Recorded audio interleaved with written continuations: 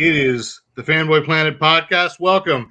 I'm Derek McCaw, editor-in-chief of fanboyplanet.com. And with me tonight, of course, is Fanboy Planet podcast producer, Rick Brett Snyder. And we have a special guest tonight. He's been on the podcast once or twice before, but for our topic tonight, as we were just saying, for the past 6 months, perhaps 5 months, he and I have been gushing over this television series. So it's time to just come in and have a good geek out all together. Introduce yourself. Hi, I'm Chuck Serface. I am a comic book aficionado. I am a co-editor on both the Drink Tank and Journey Planet fanzines. Look for me at chucksurface.com. I believe you are contractually obligated to say Hugo Award nominated, if not Hugo Award winning. It is Journey a winning. Planet. Yeah, it is winning. So Hugo Award winning fanzines. Otherwise, right now, somewhere in the distance, Chris Garcia just felt this disturbance in the force and may have passed out. So I'm gonna have to put $5 in the jar for that one. That's all there is to it. Absolutely. So hey, before we get into geeking out, I do want to, of course, mention that if anything we talk about tonight, anything we talk about, if you want to own for your very own, and you cannot find it at first at your local brick and mortar store, we do have an Amazon search box on fanboyplanet.com, and we are affiliated with Amazon. So any purchase made through an Amazon link on that site on fanboyplanet.com may generate some revenue for us. So small kickback, and that helps support in this time. But anyway, so there's that. And of course, if you'd like to join the conversation, one way when we are able to record live like this is to, of course, you can join and watch, and you can make comments right there in the comment section on YouTube and Facebook both, and gladly accept comments throughout the evening. As well, you can follow us on Facebook at Fanboy Planet. You may know that already. Follow us on Twitter and Instagram at Fanboy Planet. And of course, if you have any questions, comments, commentary, criticism, and just generally want to tell us, hey, you guys are fun, you can write into editor@fanboyplanet.com, and very much look forward to reading your feedback, whether live or after the fact. So thank you very much. And I think that's all I wanted to contractually say before we go. Hey, Stargirl. Hey, Stargirl. Hey, Stargirl. Not to be confused with Disney's Stargirl, which was on Disney Plus. Because I think that they officially do call this like it's DC's Legends of Tomorrow. I think the CW may be officially saying it's DC Stargirl, just so that they can make sure that no one somehow confuses this and wonders where is the musical.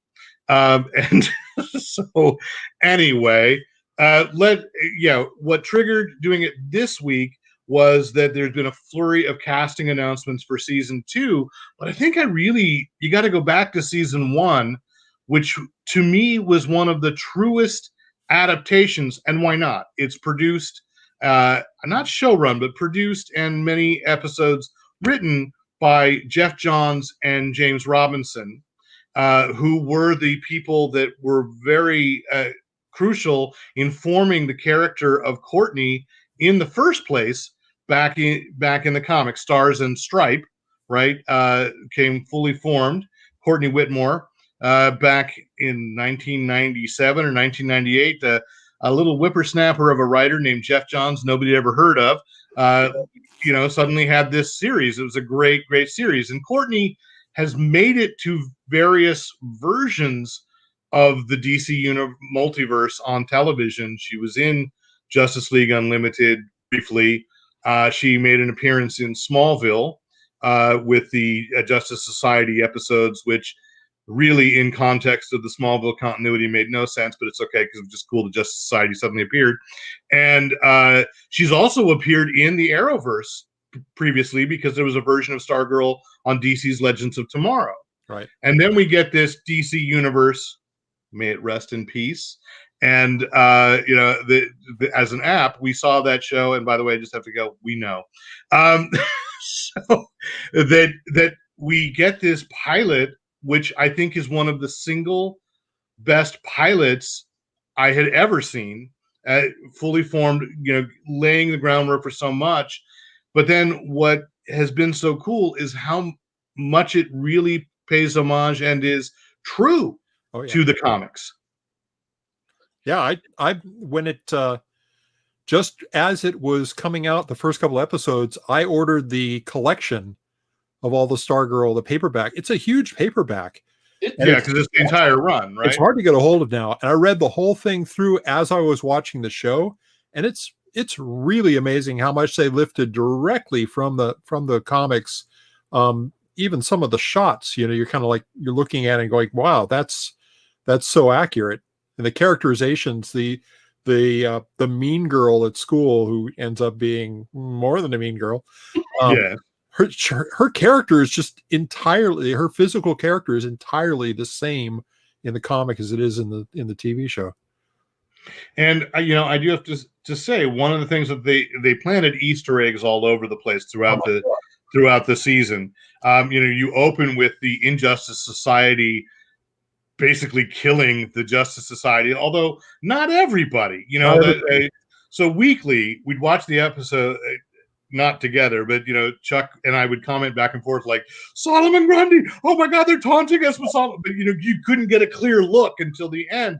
And he showed up later having killed Our Man and his wife separately from the rest of the Justice Society.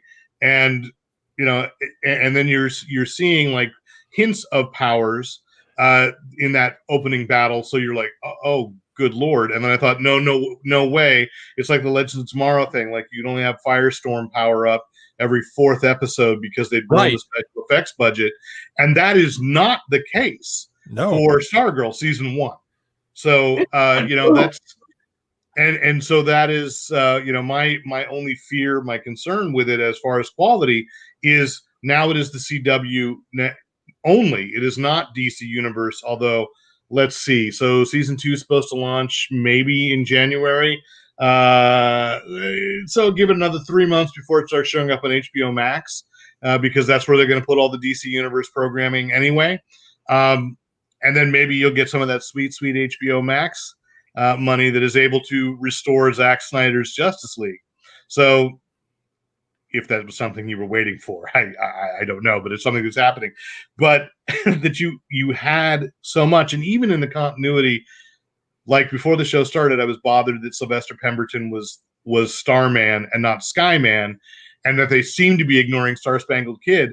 And then they did say, yes, he was the Star Spangled Kid before the JSA with the 7 Soldiers of Victory.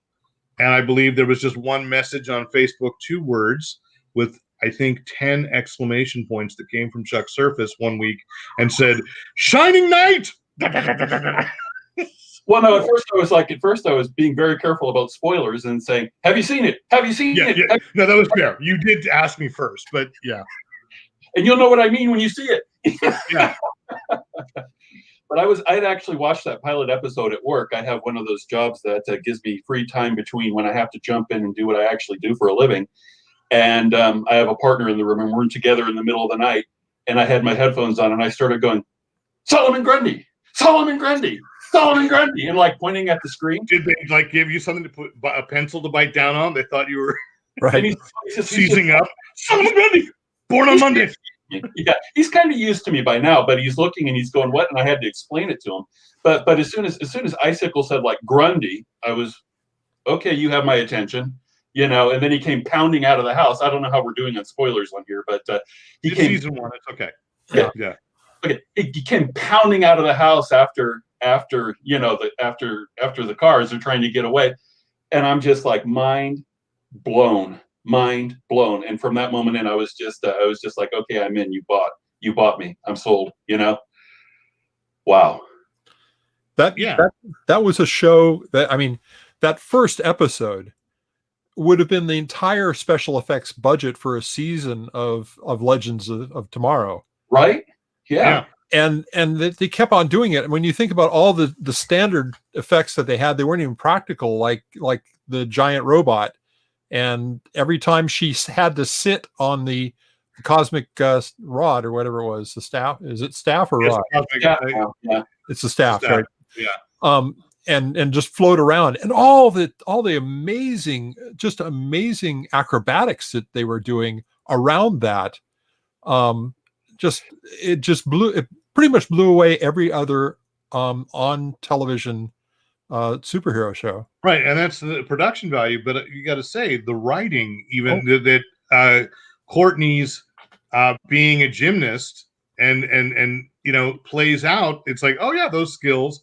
Wildcat was doing some amazing thing, and that allowed that actress to like start filling in back. I did some research on Ted Grant so they could fill it in. I was, I think, 3 episodes in before I realized Henry Thomas Elliott from E.T. was Dr. Midnight. Yes. And that and it's like I want him to have more of a physical appearance, because I don't remember if we really truly saw him full on in the pilot episode.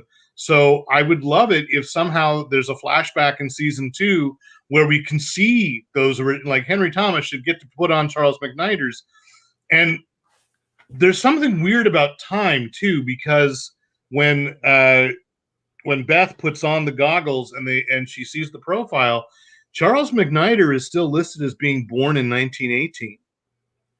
And so if the JSA was killed in like 2010, then there's something else that's got to, and we were also hypothesizing that, Hootie is a magical owl of immortality that's kept them all perhaps magically young.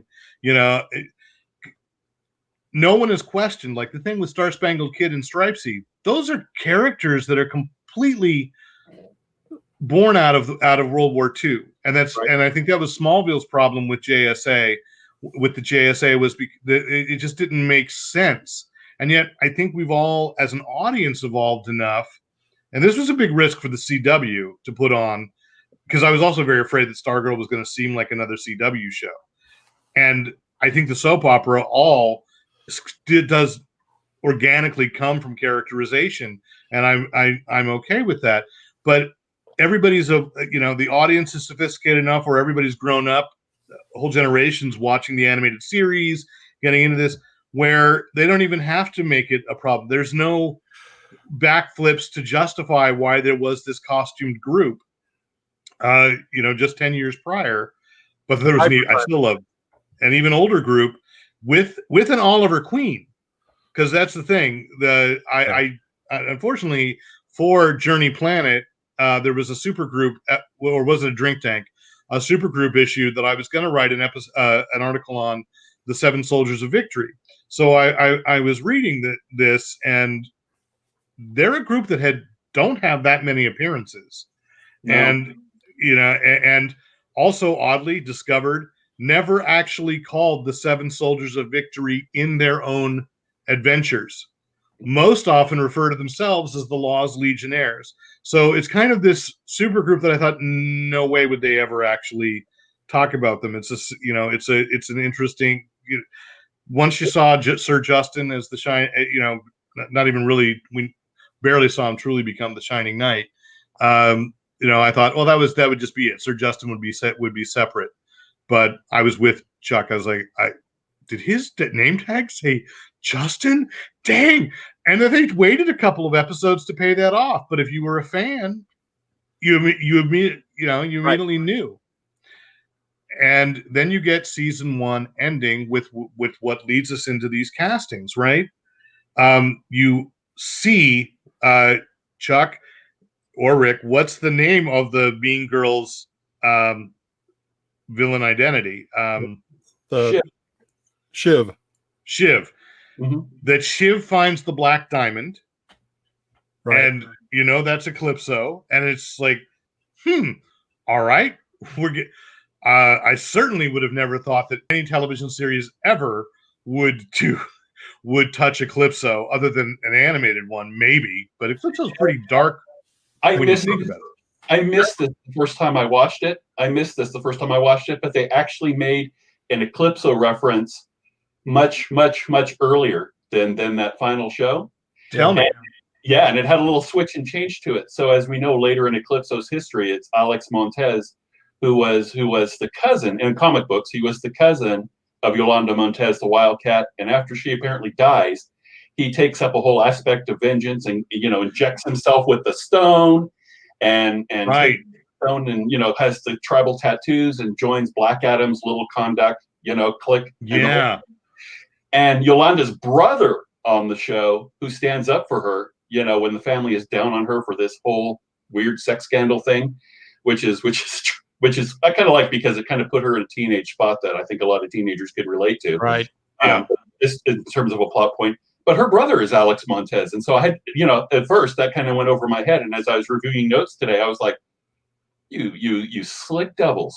You got that in much sooner, with just a little change to there are just little changes in continuity that make so much more sense from a streamlined television storytelling. And I'm finding them so much, like I said, more, I forgive them more because they pulled them off so well. And it's that kind of thing like we've seen.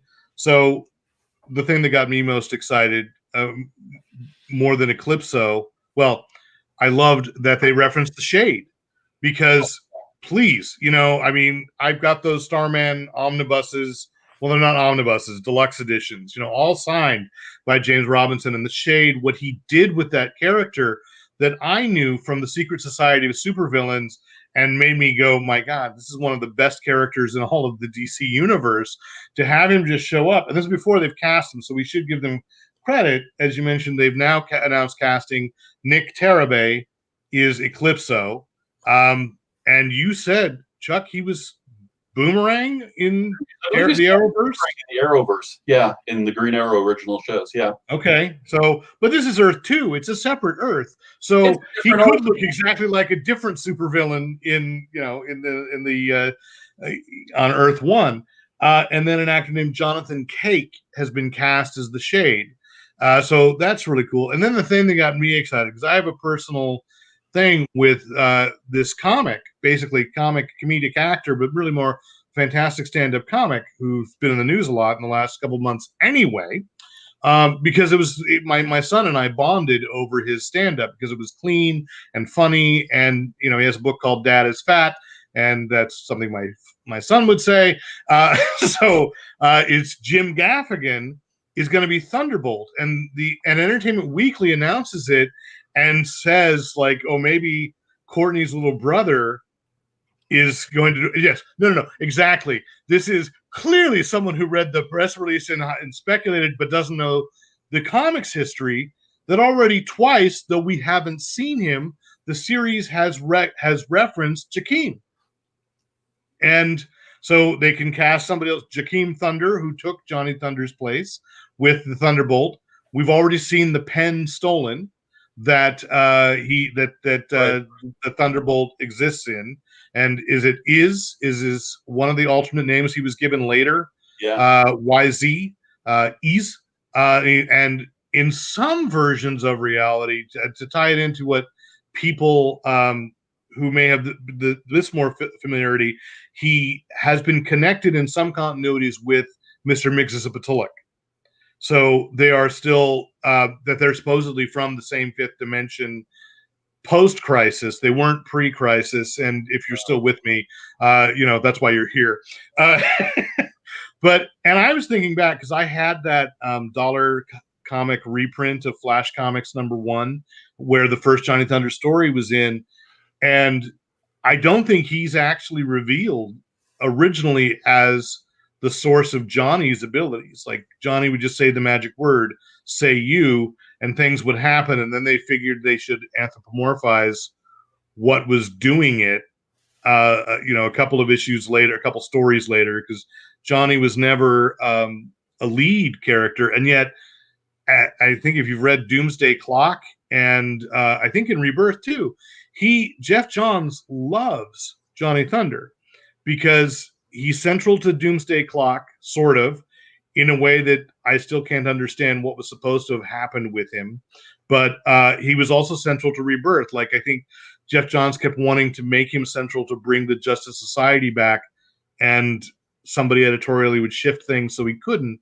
But, he's a cool character, and I'm not positive if it was Jeff Johns who created Jakeem. It was in Flash Comics when Wally West was was the Flash. But I'm not sure if that was he sure if put that it in was the spotlight in his just JSA run, though. You know. yeah. John, Yeah, but he got the pen. He got the Thunderbolt Right. in the Flash. Jay Garrick accidentally gave him the pen, and not realizing that it held the Thunderbolt.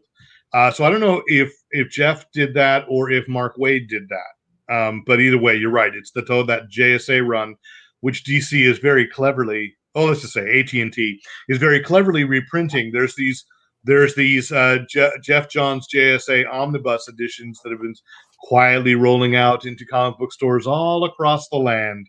And that's good comics. Like when I figure out where I'm gonna put a new bookshelf, I will be buying those to have because they're absolutely worth rereading.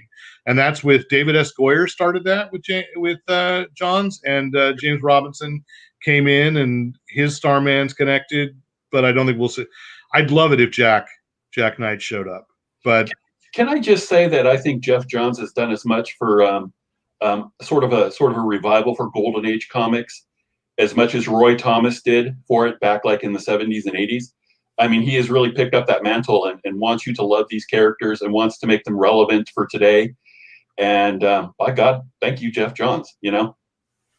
Yeah, as I always say, when Jeff is on a roll, he is on a roll. There's no doubt. Even though I think it's the very thing we all love Jon Favreau for with the Mandalorian. The Mandalorian is Jon Favreau with his Kenner action figures from childhood, going, "This is the story, this is the way," and then he gets to put it on film and or video.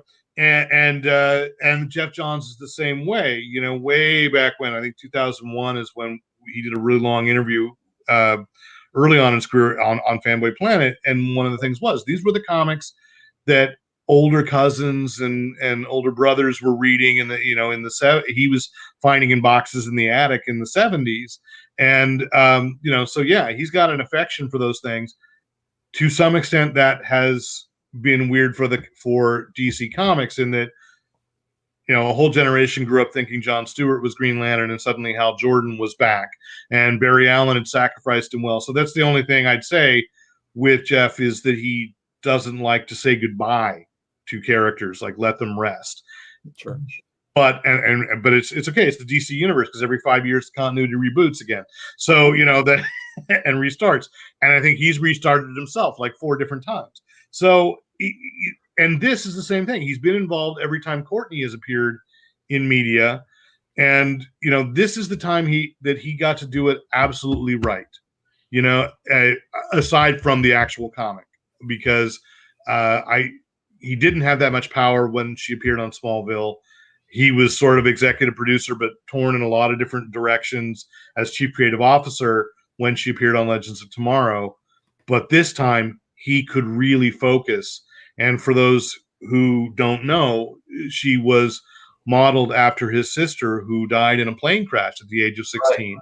Right. So, to me, that has to be the most insanely personal character almost any creator has ever come up with, because he can write the potential that his real sister never got to do, but and never got to be. And the comic was a great honor to her, and this show is, they don't make a big deal out of it in publicity, but it is, it's like you can feel the passion. Like, again, when Jeff Johns at his best in writing comics, you can feel the passion in every episode of this series.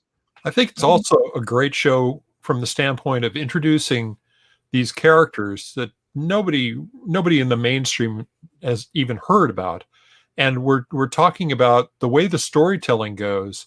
It's perfect for introducing them to a new audience, for getting all the backstory and the origin of this new generation of heroes. That's just brilliant. It's a perfect story for television. And they finally figured out you can just say, trust me, there were these 7 soldiers of victory, and we'll get around to them eventually, or we won't. We'll do flashbacks when you need them. And you know what? It's not like when we were kids. Like, remember, I used to get my Golden Age fix from those 60 cents, and then later they were $1, like for 100 pages, and they had the Oh my God, yeah. That's how I got my fix. And like I got a little taste, and I'm like, okay, how am I going to learn more about the Seven Soldiers of Victory? I think they republished like the Black Star thing, but people jumping in on this now today, they can get online and get electronic copies. There's any number of trade paperback or omnibus editions. It's much more easy now to just go get caught up on your history and go find out exactly what the other versions and the origins and the history of these characters are. Yeah, I had to pay for these big archive editions, that are $50 a piece. Yeah, and then to realize that's all there was. Like, there's only 3 volumes in archives, and the last story was never even actually published at the time. They reprinted it in the 70s, or printed it in the 70s for the first time. And this is a flaw in the DC Universe app. There was also in the back of Adventure Comics a script that had never actually been illustrated in the 40s, and they got, for the time, it's like a who's who of people that were about to become insanely huge. And on DC Universe, the last chapter is missing. They went from the Spectre and Adventure with 7 soldiers in the backup to Aquaman, and like there's one Spectre story that they didn't bother with too. So I'm like reading through going, crap. But you have Howard Chaykin. I think Mike Kaluta did a chapter. Yeah. And with I think maybe that was the one with Green Arrow, or maybe it was Chaykin who did the Green Arrow. But I mean, it's like I was looking at this going like, these are giants, and they weren't giants then. So it's absolutely. I'm hoping DC Universe now is becoming DC Infinite. They say now there's going to be like 21,000 new comics, or maybe it's 12,000. But that they're upping their game as to how much is there, since now it's really just their version of Marvel Comics Unlimited. Yeah. So it's just a streaming comic book service, or will be in January. So, but you're absolutely right, Chuck. Like, you can find all this stuff in a way we couldn't. I bought 60-cent Justice League. Maybe it was 50 cents even. That's how old I am. Those 100 pages were 50 cents when I started. And what? Get off my lawn. And yeah, they were in the backup. And then I remember Letters page referencing one of the JLA JSA crossovers, and that's how they came back. Len Wein brought them back in Justice League 100, I think, with the 7 soldiers, and realized there was an 8th soldier, which I think they will not do because it's Wing, right? He was in the photo, though. He's what? He was in the photo that they showed on the television. Yeah.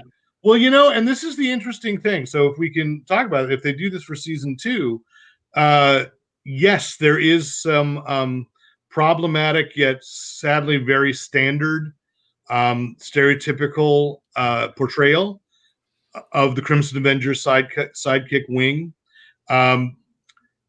But here's the thing, and actually reading the stories, though the dialect is awful, it's Wing is also one of those things where he is the smartest guy in the room. He's often smarter than the Crimson Avenger. And so it's really frustrating to realize that you could get away, like, almost understand why a generation of readers would grow up thinking all these horrible stereotypical things, because that's what comics were in the 40s. And yet there's the flip side of, even though it's like this comedic dialect and it's not funny, he's so smart.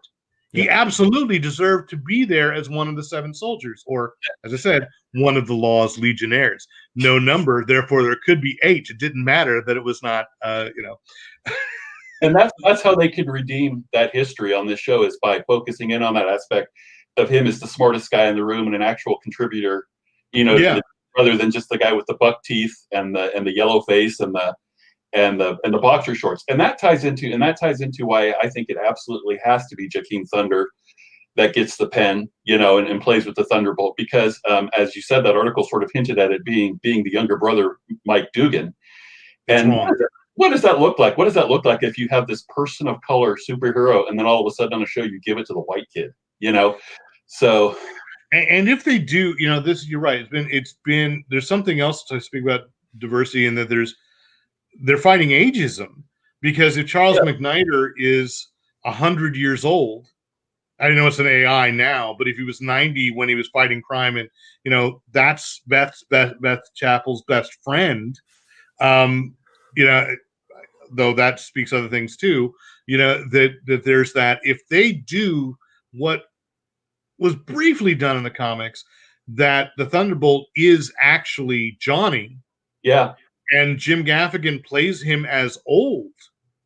There is something very interesting. That's an interesting to be done with it. I mean, which then in the recent comics, that's kind of Johnny Thunder has been close to 100 years old, and it'd just be kind of cool.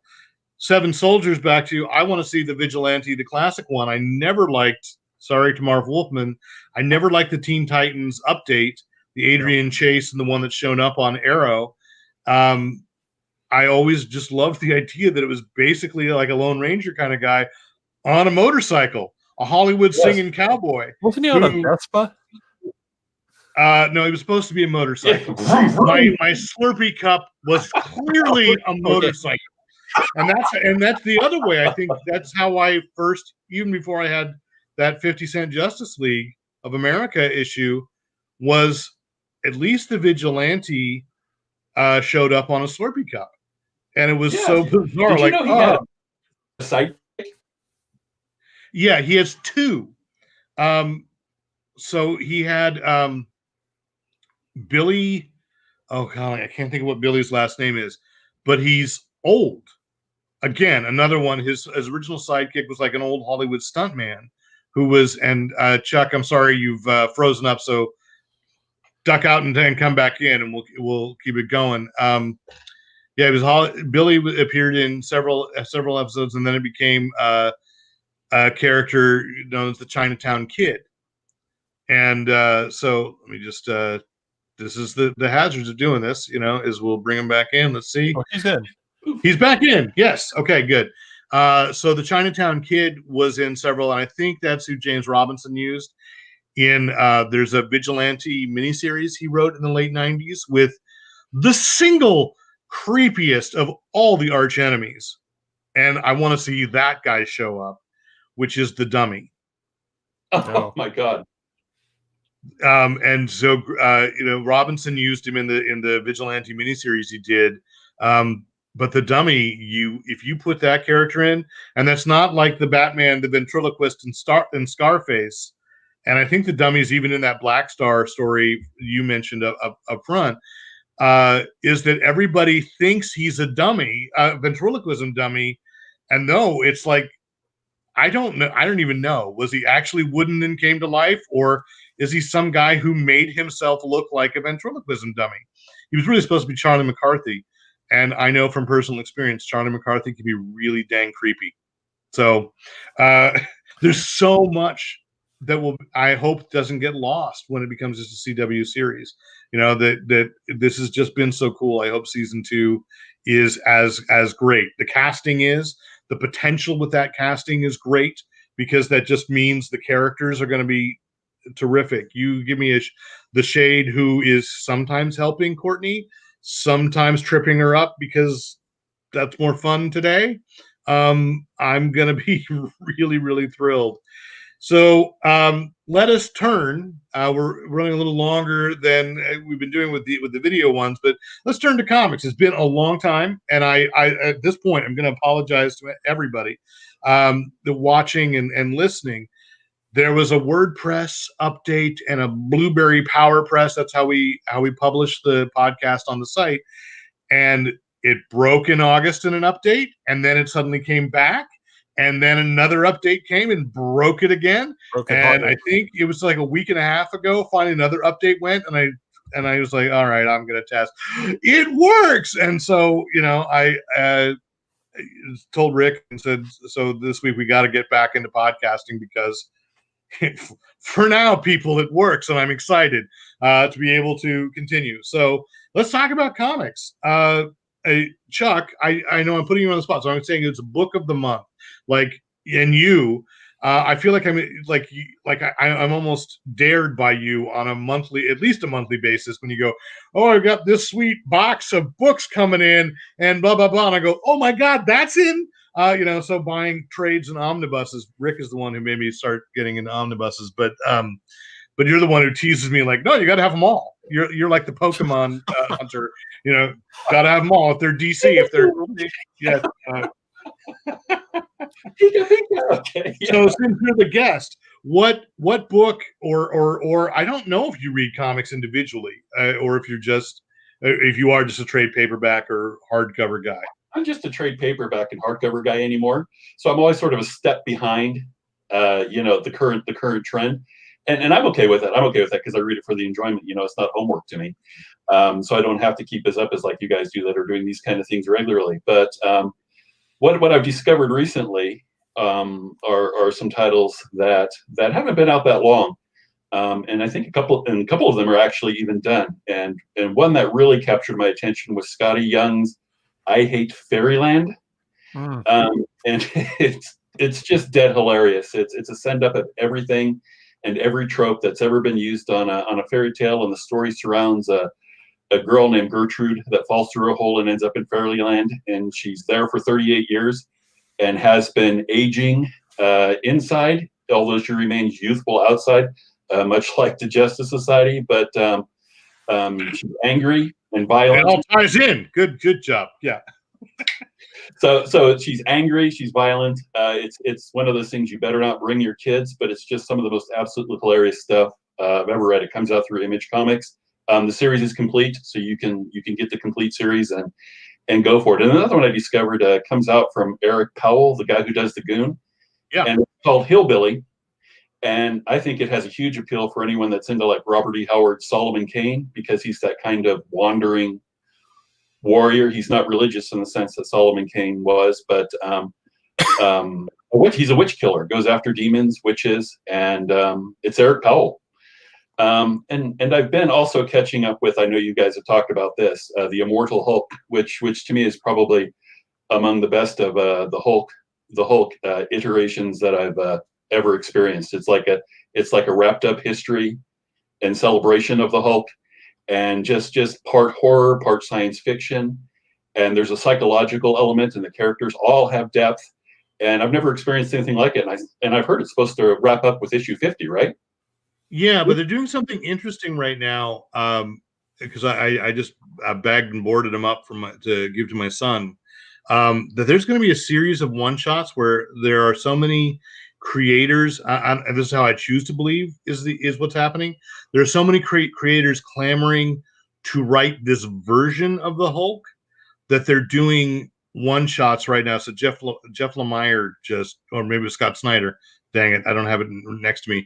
Just did a one shot, Right. The Threshing Place, I think, and I bought it because my son really loves it, loves the character, and I thought, I was just like, God, do they have to keep going back to the well? Like, this is such a beautifully told epic from Al Ewing, with the Immortal Hulk. And I remember, like, I loved Mark Waid on Champions, and as soon as somebody else wrote his version of the Champions, it wasn't his version of the Champions. It was wrong. So I thought, no, nobody else can write the Immortal Hulk but Al Ewing. And no, the Threshing Place was actually like, oh, I see. They've really gotten to the root of what makes the Immortal Hulk as a psychologist, you'd say. I won't spoil which one it was, but it was a personality that had been created by I think Peter David first established it in his, and that's who the Immortal Hulk actually is, but nobody's ever given the spotlight this long. Like, that version works really well in a lot of different situations and a lot of different writers.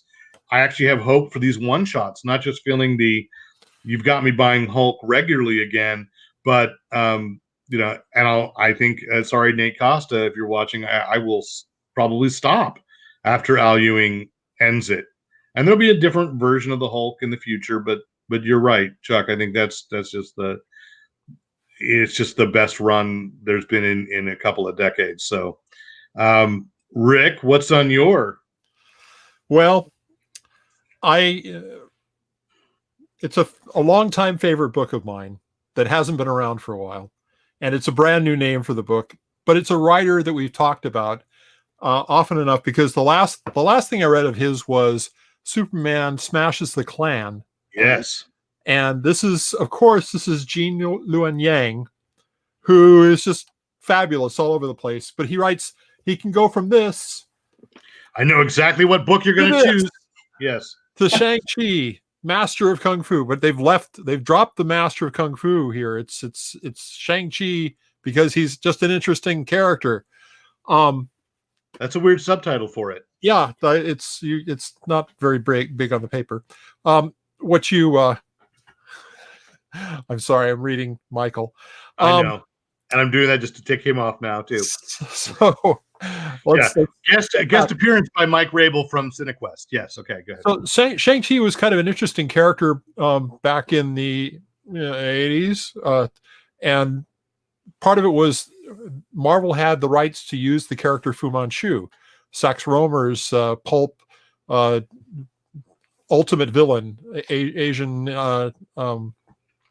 master of villainy.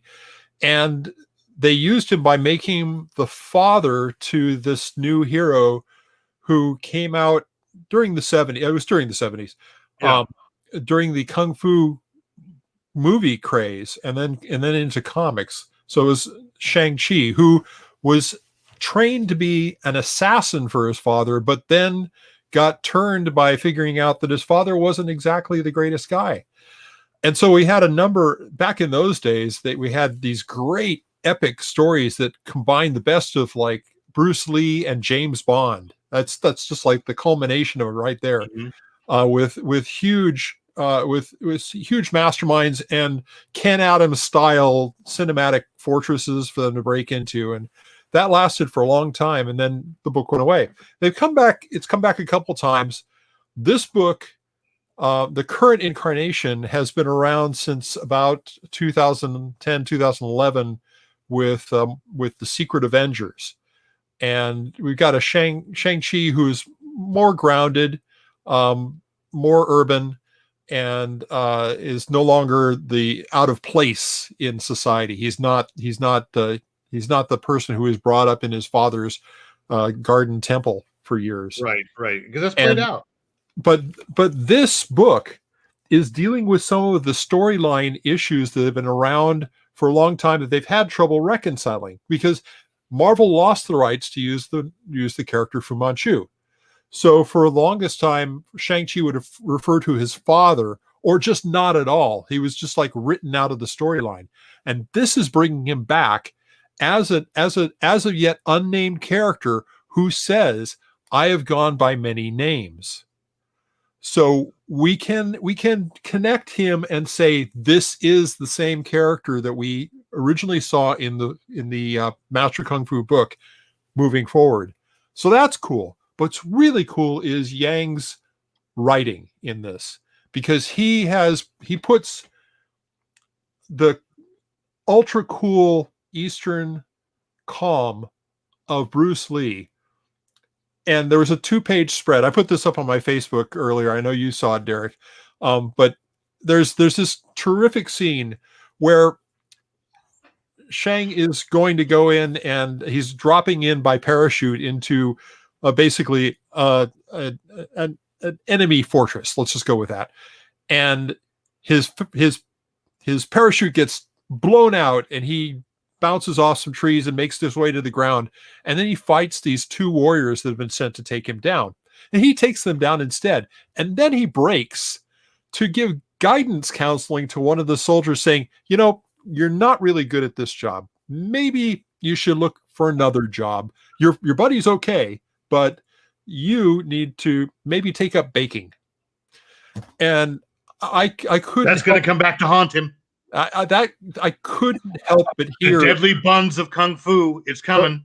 That was such a Bruce Lee scene, without being a knockoff of Bruce Lee and still being Shang-Chi. And I'm just loving this book. The characters in it, they're expanding his mythos without invalidating the prior mythos. And so Again, this is only up to issue 2. Shang-Chi, my book of the month, maybe of the quarter. So I knew that. I bought the first issue, and I went, yes. Rick's going to talk about it if we can get back to podcasting, and I enjoyed it too. So yes, Chuck. So you're telling me they walked away from that unhappy period where they were trying to make Shang like the Chinese collective man? Yeah. Do you remember a little bit of sadness? Yeah. Yeah. And what they're really trying to do is make sure that there is a bunch of good books on the stand when Shang-Chi and the Legend of the Ten Rings come out, because Simu Liu, the actor playing him in the films, I hope, many films, is terrific. I haven't seen him as Shang-Chi, but you watch Kim's Convenience on Netflix. I refuse to binge it because when life sucks, I can put on 23 minutes of this Canadian sitcom and go, yeah, it's hard for everybody, but you can be a decent person and things work out. And he's such a great actor, so I'm super excited. And we should also mention that the actual title character in Kim's Convenience appeared as a rebel pilot last week in The Mandalorian. And it turns out he's quite a cosplayer on his own already, and he gave them notes on what his uniform should look like. So hopefully this bodes well for the movie. I hadn't even thought about it, that was a potential. I'm just gushing over the book that I just loved. I'm not even thinking forward to the movie. I know, but I draw all those connections. I did want to mention something from Chuck's I Hate Fairyland, because Derek has reviewed that before, and if somebody goes to seek that out, we want to make sure that they understand that book has 2 names. The European name is not safe for this show. Yeah, right. Thank you, Chuck. Yes.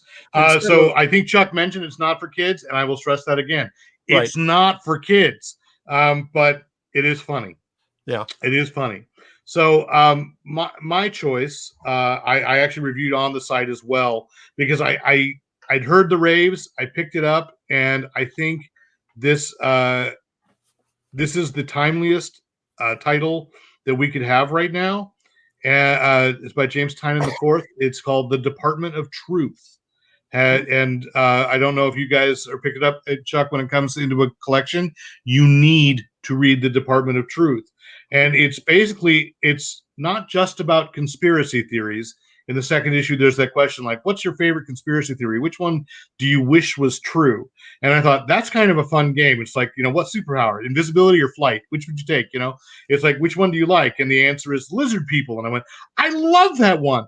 But the book isn't funny, because I definitely believe, I shouldn't say I believe, I am intrigued by the idea that, I think Neil Gaiman and Alan Moore both really posited this first, that, what does it matter what's actually real if enough people believe something that we're watching that play out in the country right now.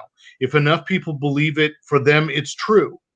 And so that's what the Department of Truth's job is, to make sure that certain conspiracy theories don't reach critical mass, because then they become truth.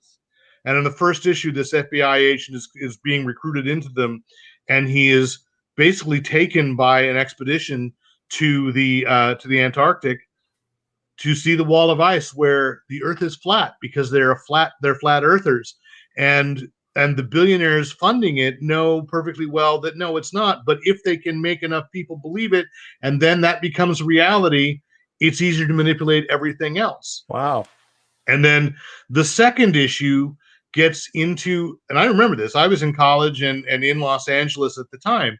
And this is kind of weird. They just casually toss off, and it becomes crucial that, in the 80s, the entire country was gripped into believing that there were satanic cults everywhere preying on small children. And it's literally been, 35 years. And I don't think about that. I go that was weird, because I remember the McMartin preschool case, where these people, and they did seem creepy on the news. There's no doubt about that, but they were innocent, but their entire lives were destroyed by this accusation. And and so I was thinking that's weird. And then it comes up. It's like, that's creeping back up too. And when you think about Pizzagate, right, and all that, it's like, so I wrote in the review, there's never been a better. I mean, this is crucial. We are watching this play out. There's a flip side book too that, Chuck, I think you're going to enjoy, called Crossover, literally called Crossover, in which one of those big, omniverse spanning superhero crossovers actually breaks into the real world, and they basically have to seal off Colorado because that's where the fight is, and it's been going on for 3 years, and no one knows what's happening in there. But like Watchmen says, in a world of superheroes, everybody likes pirate comics. The only comics that people want are westerns, romance, and the comic book store owners are the keepers of the faith, still loving superhero comics. But everybody else thinks superheroes are horrible because basically no one can get into the state of Colorado. And if your family was still there, you don't know if they're alive or dead, if they've been killed in some huge battle. And I think that hope is going to be coming out of this book, but it was interesting that Image has these both about what is our collective belief worth and what can it do to the nature of reality. So I'm going to give the edge to the Department of Truth, but I really want Crossover to be a favorite book because it seems more hopeful. The Department of Truth seems too honest for something that's about conspiracy and fiction, but it's really, really good. And you can draw a straight line artistically from Neil Adams, Bill Sienkiewicz, to the guy that drew 30 Days of Night, Ben Templesmith, and then to the artist here on the Department of Truth. And it's just interesting watching that line. You said Neil Adams. Did you mean Bill Sienkiewicz? No, Sienkiewicz was part of was trained by Adams. And when Sienkiewicz started, so it's a straight. When he started, it's a straight line back to Neil Adams. Okay, Sienkiewicz was one of his acolytes, and what he was doing on Moon Knight, then goes and New Mutants, and then Ben Templesmith took it another step, and then the artist, and because I don't have the book next to me, I don't recall his name offhand. The artist on the Department of Truth you see all those influences blended into something that is familiar and unsettling all at the same time. And it's a book I absolutely recommend if you can still find. I know that Image went back to press on the first issue, so you should be able to find a reprint of it, a second printing of it in your local comic shop. And I think this is why comic shops matter. I would not have bothered picking it up if it was not Car D'Angelo at Earth-2's favorite book right now. And so he put it prominently on display at Earth-2, and I walked in and went, okay, I've been hearing enough about it. And there's like 30 copies right here. I got to give it a read. And then, hooked. So 2 issues. I'm doing curbside pickup of my comics. I don't go inside. Yeah, and so I know I'm missing out on stuff, and I've had to call Neil a couple times and say, hey, do you still have this? And he says, yeah. Then he puts it in my box. So far. Yeah, I know. And that is tough. I am only going to the comic shop like maybe once a month. So I got a hope on the box, and I hope that like a good, that the retailer loves a particular book and gives it a focus and keeps it in stock. Yeah. I don't care if I have a first printing. I just want to read a story, read the good story, and there it is. So, hey, thanks everybody for being with us. And once again, I want to acknowledge Michael Rabel, the unofficial 4th member tonight of the podcast, who is right. Rick is extremely passionate about Shang-Chi. The only thing that he would get more passionate about is if Shang-Chi became the leader of S.H.I.E.L.D.